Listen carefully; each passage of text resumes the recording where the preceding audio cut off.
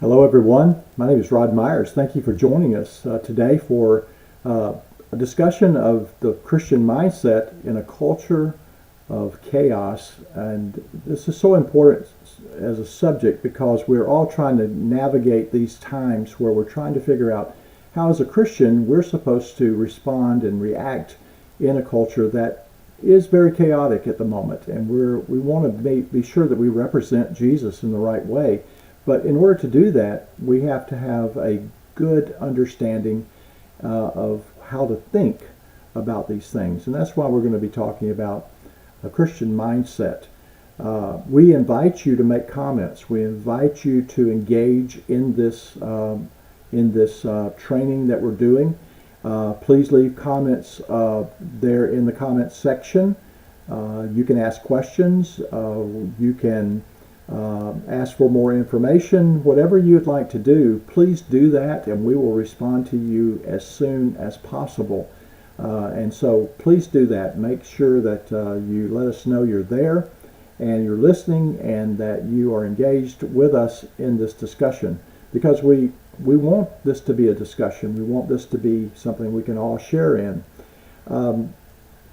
And so throughout this, I'd like to kind of begin by asking you how your day is going. I hope you're doing well. I hope that things are fine with you. So how is your day going today? Mine's been kind of busy so far, but yeah, it's all been good. And God's showing me things and doing things in my life that is exciting, and I hope He's doing the same for you. So, take a moment to make a comment or two to let us know just how your day is going. I want to begin this particular session to read the writings that will be provided for you online after this presentation is over. I entitled this particular section is called Order and Disorder. And then after I read this, I'll go back and recap a little bit of what I did last week in the message on Eden. But order and disorder. Paul tells us that God is a God of peace, not of disorder. 1 Corinthians 14 verse 33 is very specific about that. Eden was perfect because it was orderly. There was nothing to disturb the peace. If there had been a news hour, it would have all been good news and beautiful fruit and successful irrigation and amicable critters playing around Adam's door. There would be no sickness, no bills to pay, no locking of doors, no insurance companies, no politicians to solve our problems, because we wouldn't have any problems to solve.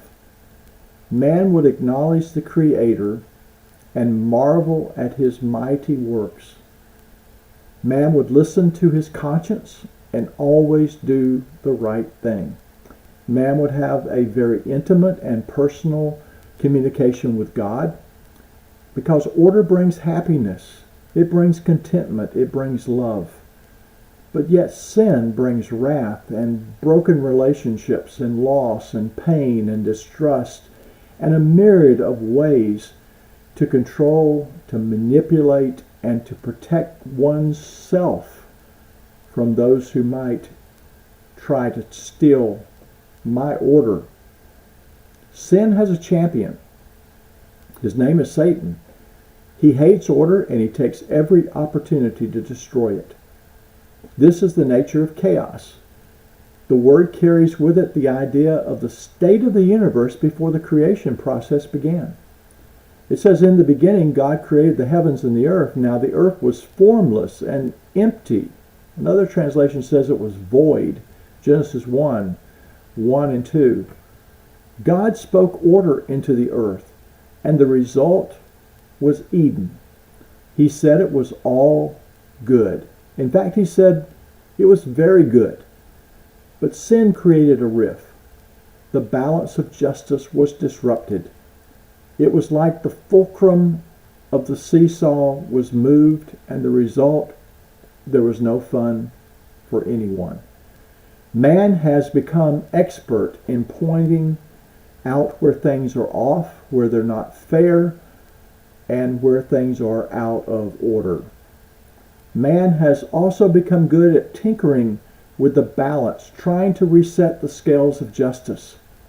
Perhaps if we make one more rule, or if we pass one more piece of legislation, or if we build perhaps a bigger army, or hand out more incentives, or ban certain kinds of speech, or scribble another slogan on a wall, we might get things back to Eden and restore order.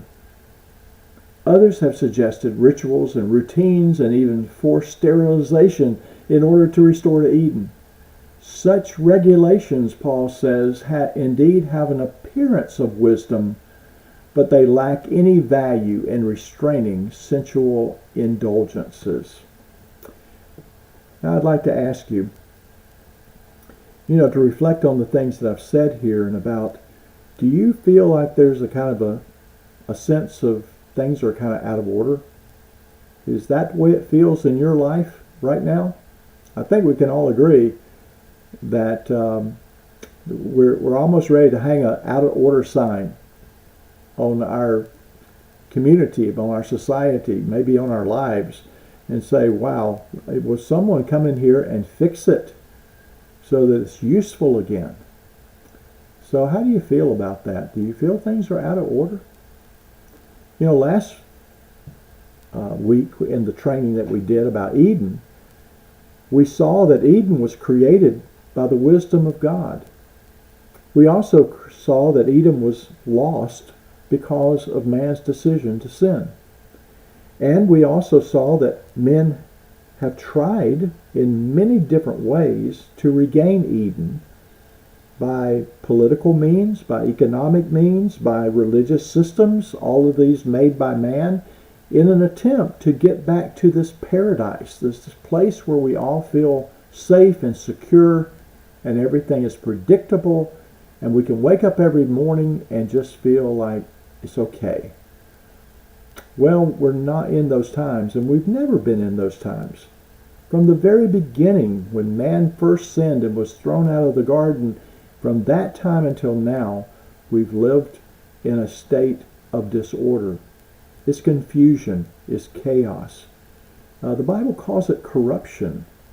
It says the world is groaning, and that we are groaning under the weight of this disorder that we live in.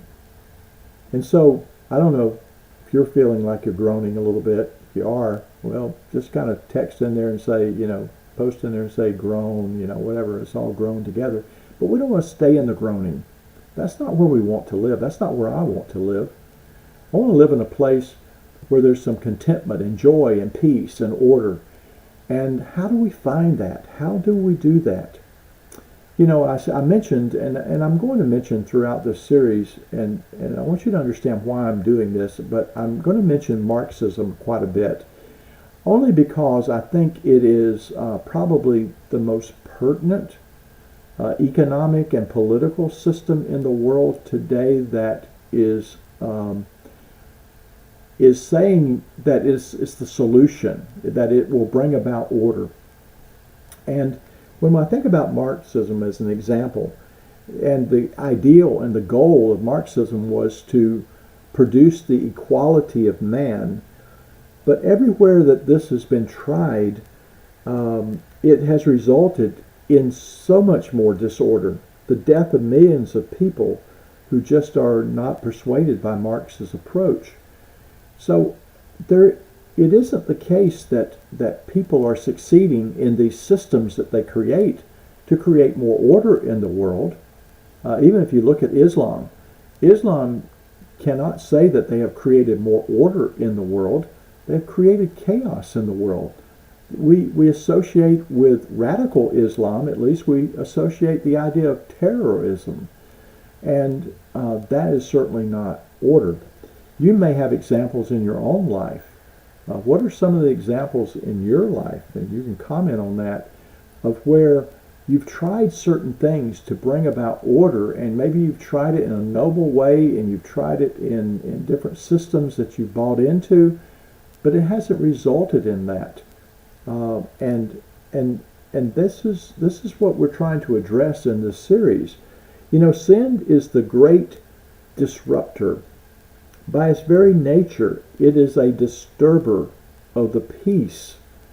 When you're harsh with someone, it brings about disorder. When you complain, complaining is a sin. And when we complain, we bring about a state of disorder. Or if someone calls your mother a name, that certainly injects into the relationship disorder.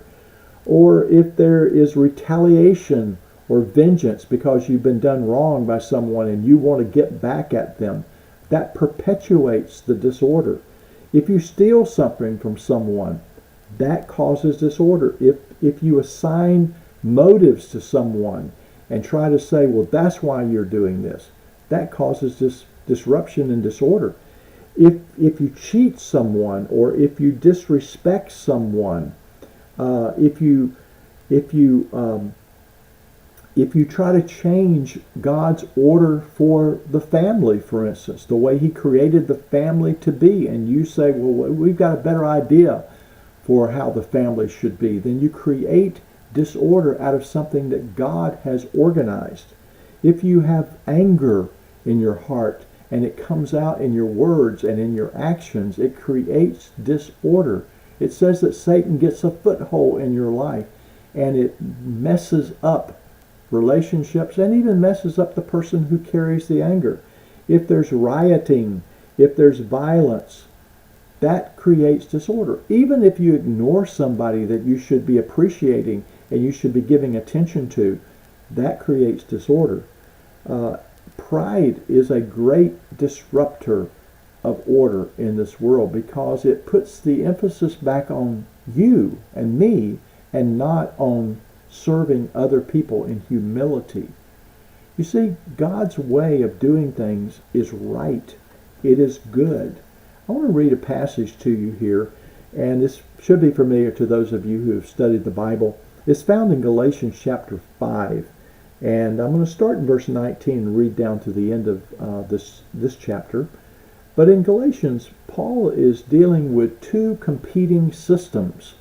One is a man-centered system that says, if we do these kinds of things, then we will create order. We'll create our own Eden. And Paul is going to explain to them that the fleshly approach to things doesn't accomplish that. It has to be a spiritual approach, something guided and led by the Spirit of God. And so in verse 19 he says the acts of the flesh or the sinful nature are obvious. And he gives a list of these, and these are not the entire list of what could be said here, but they're representative of sin in the world. Sexual immorality, impurity and debauchery, idolatry and witchcraft, hatred, discord, jealousy, fits of rage, selfish ambition, dissensions, factions, and envy, and drunkenness, and orgies, and the like. Do you hear the disorder in those words? Is there one that stands out to you that says, wow, that one is really what I'm experiencing in this world today? And then he says, I warn you, as I did before, that those who live like this will not inherit the kingdom of God. In other words, there's a difference between the kingdom of God and the kingdoms of this world. The kingdoms of this world are often characterized by the very things that we read here in this list of sins. And that's one of the reasons the kingdoms of this world are in such disorder, is because they're pursuing things not in a spiritual way. But then he adds, but the fruit of the Spirit. And just listen to these words. Listen to how they sound like order. They sound like peace. They sound like Eden. They sound like paradise. He says the fruit of the Spirit is love, and is joy, and is peace, and is patience, and is kindness, and is goodness, and is faithfulness, is gentleness, and self-control. And then he adds, against such things there is no law. You know why there's no law against those things? Because those things do not disturb peace and order. we have laws to try to bring things back into order. We don't make laws about things that maintain order. And these are the things he says, you can't be too patient with people. You can't be too kind. You can't be too self-controlled. You can't be too gentle. Those things increase order within our world, in our society, within our lives, within our churches, in our families. This is what preserves and maintains order. And then he says, those who belong to Christ have crucified the sinful nature, or the flesh, with its passions and desires. And since we live by the Spirit, let us keep in step with the Spirit. Let us not become conceited, provoking, and envying each other. I'm going to be trying to bring out in the course of these messages and this training that I hope you'll look at it as a training to train our minds to think in ways that will bring about peace and order, will get us back to paradise, to get us back to Eden. And I hope you will see that the Christian way, the Christian mindset, the Christian way of doing things is the way to go. This is the only thing that's going to save our world. I was trying to think of a good way to explain this, and if you have a better way, text that to me or make some comments here about how you would explain it. But it's kind of like, sometimes you're in a room or in a house or an office or a building, and you're trying to please everybody. In other words, you're trying to get the temperature right. And so you have a thermostat, and everyone is going up and trying to put the thermostat on the temperature that makes them feel the best. That's the most comfortable for them. And so if you have 10 people in the room and they all have a different comfort level and they are all trying to order the temperature in the room, and they're all going by at different times in the day and adjusting the temperature for their own personal needs, you see the chaos that results in that? I mean, it's utter confusion. The temperature is going up, and some are too hot, and then it goes way down, and some are too cold. And trying to find that place of order is almost impossible. And if it results in a kind of a war of the thermostat, you can see what I'm talking about. I thought of another illustration about this too, and it's a story that's been around for a long time, but I think it's good to tell it here again. It's a story about and this is a made-up story, by the way, but it's a story about one of these stores.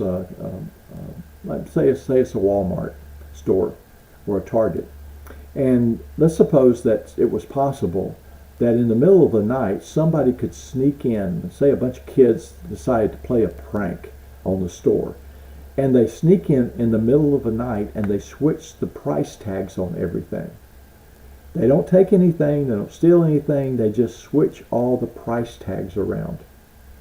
And so the next day when the store opens and people come in to the store and they start picking out their items that they want to buy, there's total chaos and confusion because nobody knows the value of anything anymore. They see something that they typically would buy, let's say a toaster that might cost $25 or $30, and it has a price tag on it of 10 cents. And they think, wow, what a deal. This is the blue light special today. And they just, I'll take a dozen of them. And then they go over to buy something, like a candy bar that they think maybe cost $1. It used to cost 25 cents, but only costed maybe $1 or $2 today. And they see the price tag on it, and it says, $100 for this candy bar. And they're like, what? I'm not buying a candy bar for $100. And it causes a sense of confusion and disorder. And because nobody understands the value anymore of things. And what Jesus came to do when he came to this world, he says it's kind of like Satan has slipped in here. He's the big disruptor, and he has switched the price tags around on everything, And nobody knows what's important anymore. They don't know what's valuable anymore. And so they're running around in the store in utter confusion, trying to get things back in order. And it's just not working. And I want to, and so I want to encourage us to think about, if we want to bring order back to our society, to our world, to our churches, to our lives, to our families, we've got to have someone who knows the value of the various parts of things and can put a value on that. And the only person that can do that is Jesus. Often man's approach is to do evil so that good may come. Sometimes man says the ends justify the means, that I have this wonderful thing that I want to accomplish over here, but people won't listen to me, and so I'm going to try to get it at any cost in order to bring back this order. But in the doing of it that way, it creates more and more disorder. Romans chapter 3 and verse 8 is where Paul talks about that principle, and he basically says the ends does not justify the means. Just because we are striving for something to be more orderly in our society and in our lives, you have to be careful how you go about getting it or trying to attain it, because if you do it in the wrong way, you will create more disorder and you will be less likely to reach your goal. And so we're trying to find the solutions. We're trying to find the way forward that will cause us all to say, you know what? Jesus' way needs to be carefully considered. Now we're in future messages, we're going to bear down into that in depth on several different levels. But I want you to kind of capture that and get the wheels turning and begin to look at this world.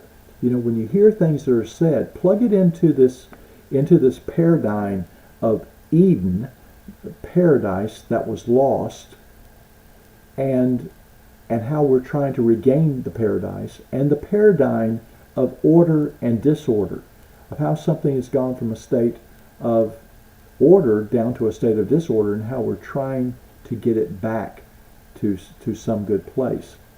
And you will hear it everywhere. You will begin to notice it everywhere.